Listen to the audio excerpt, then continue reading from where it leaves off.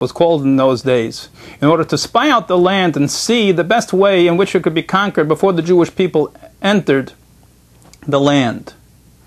Later on, when they actually entered in the days of Joshua, just before, he also sent spies to check out the land. But there are two major differences between these two incidents.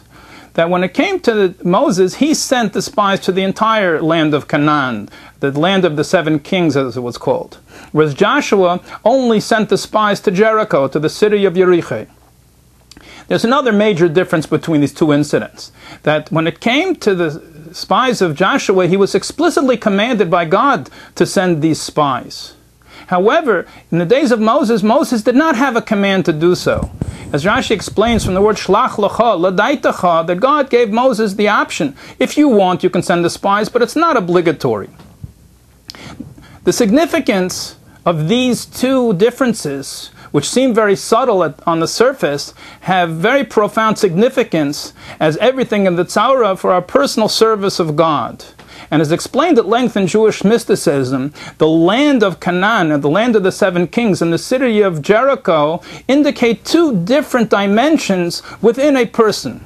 That just as everything in the Torah has a simple meaning, a literal meaning, and also a deeper spiritual meaning, and therefore the lesson for all generations is a deeper spiritual lesson, so too the conquering of the land of Canaan to make it the land of Israel indicates our conquering of a non-holy realm and bringing it to a higher level of holiness. And what are the two levels within a person? We have, simply put, what a person does, and then we have what a person wants to do. The inner dimension of the person's soul is what is he drawn towards, what does he want? Then we have the more superficial part of a person, what the person ends up doing. A person could want to do one thing or want to speak a certain way and ends up actually doing the action or speaking in a totally different way in which he wants on the inside. So the real inner expression of the person is what they want, but what they actually do could be totally different. What is a person really in control over? So it explains in Jewish mysticism that it's really only the superficial things that a regular person can be in control over.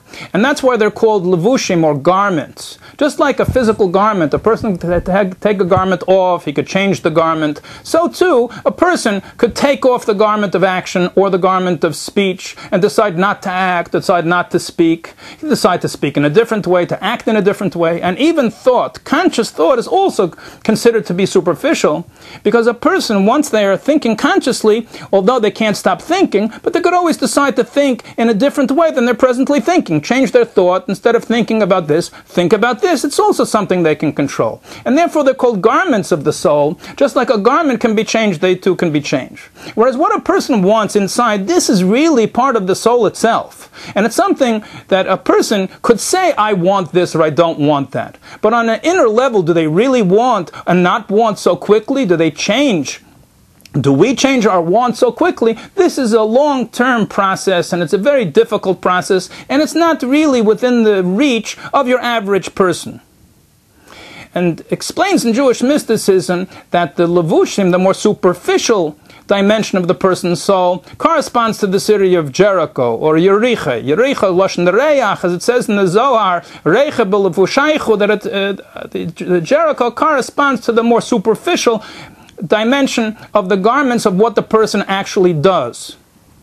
Whereas the land of the 7 kings corresponds to what the person wants. As it's known in Jewish mysticism, there are 7 emotional attributes.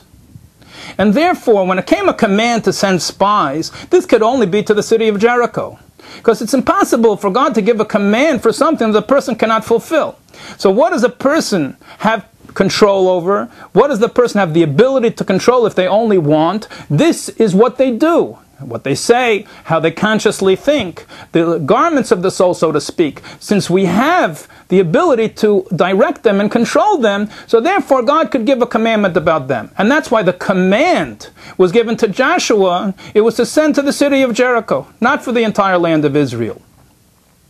And so too, in the days of Moshe, that Moses was not given the command, because those spies had to go to the entire land of Israel, and that was left over to Moses, because the transformation of the inner emotional composition of the person's soul, this is something that a person of the spiritual stature of Moses could be able to accomplish. But your average person, it cannot be required to do this. It's beyond his reach.